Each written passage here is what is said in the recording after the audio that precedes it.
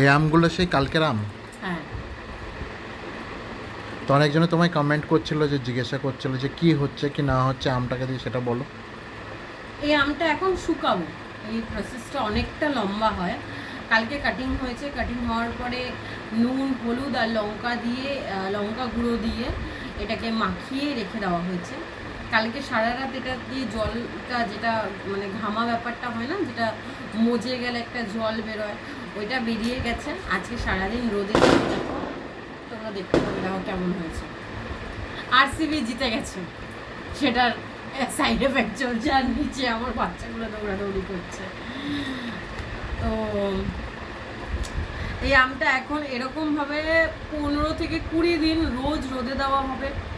আবার এটাকে যখন রোদ খাওয়া হয়ে যাবে, বিকেলবেলা এটাকে আবার ঘরে এসে পাখার তলায় রেখে দেওয়া হবে। আর ঠিক এরকম কাপড় দিয়ে ঢেকে রাখা হবে, যাতে ময়লা ফয়লা না পড়ে। এটা এরকম ঢাকা অবস্থাতেই অনেকে রোদে দেয়, আবার দেয় না। আমি ওখানে দেখছিলাম, ওখানে বাজি ফাটছে, যেমন দেখতে খুব ভালো লাগে। জ্বালাতে ভয় লাগে, এবার দেখতে ভালো লাগে।